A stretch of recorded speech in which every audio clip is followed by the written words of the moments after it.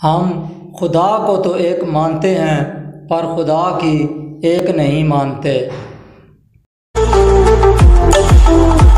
محبت دلوں پر وہ کام کرتی ہے جو صابن جسم پر اور آنسو روح پر کرتے ہیں۔ ہم زندہ بندے کو روٹی تو نہیں دیتے مگر مرے ہوئے کے نام پہ دیگیں دے دیتے ہیں۔ ایک دن ہم سب ایک دوسرے کو یہ سوچ کر کھو دیں گے کہ وہ مجھے یاد نہیں کرتا تو میں کیوں کروں۔ اکثر لوگ لڑائی کے دوران یہ بات کہہ کر لڑائی جاری رکھتے ہیں کہ ہم سے غلط بات برداشت نہیں ہوتی، حالانکہ غلط بات برداشت کرنا ہی صبر کہلاتا ہے۔ جب تم کسی کے اندر کوئی عیب دیکھو تو اسے اپنے اندر تلاش کرو، اگر اسے اپنے اندر پاؤ تو اسے نکال دو۔ اسے حقیقی تبلیغ کہتے ہیں، بزرگان دین اسے تلاوت الوجود کہتے ہیں۔ اندر سے ٹوٹا ہوا شخص باہر کے لوگوں کے بھی کسی کام کا نہیں رہتا۔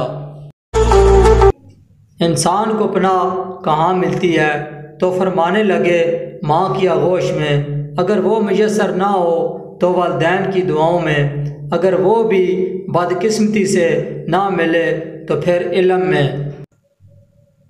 وہ علم کتابی یا اصحاب الجبر کا بھی نہیں، ایسا علم جس سے آپ کی ذات، روح یا دوسروں کو فائدہ پہنچے، وہ خدا کی مخلوق کے لیے زحمت نہ بنے۔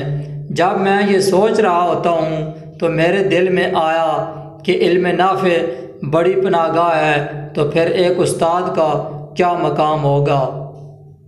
ایک بات ہمیشہ یاد رکھنا، کسی کو دھوکہ مت دینا، دھوکہ میں بڑی جان ہوتی ہے، یہ کبھی نہیں مرتا، گھوم کر واپس ایک دن آپ کے پاس پہنچ جاتا ہے، کیونکہ اس کو اپنے ٹھکانے سے بہت پیار ہوتا ہے۔ زندگی میں انسان کو ایک عادت ضرور سیکھ لینی چاہیے، جو چیز ہاتھ میں سے نکل جائے اسے بھول جانے کی عادت۔ یہ عادت بہت سی تکلیفوں سے بچا لیتی ہے۔ ہم کسی سے جب رشتہ توڑتے ہیں تو اس کی کوئی نہ کوئی وجہ ضرور ہوتی ہے، کچھ عرصہ بعد ہم وجہ بھول جاتے ہیں مگر لا تعلقی قائم رہتی ہے۔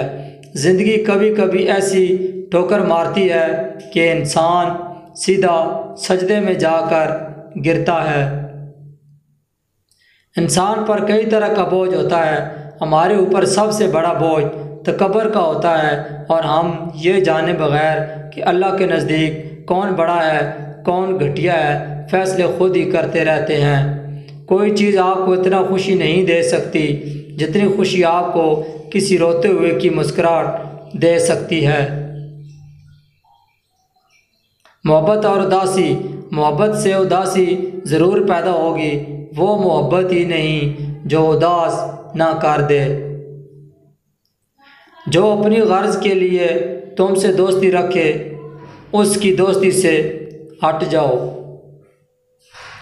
گلاب اور کانٹا، یہ ٹھیک ہے کہ تم گلاب نہیں بن سکتے مگر اس کا یہ مطلب تو نہیں کہ تم کانٹا بن جاؤ۔ یہاں راز کی بات یہ ہے، اور وہ میں آپ کو بتا ہی دیتا ہوں، کہ جو شخص کانٹا نہیں بنتا وہ بالآخر گلاب بن جاتا ہے۔ فاتحہ لوگوں کے مرنے پر نہیں بلکہ احساس کے مرنے پر پڑھنی چاہیے، کیونکہ لوگ مر جائیں تو صبر آ جاتا ہے مگر احساس مر جائے تو معاشرہ مر جاتا ہے۔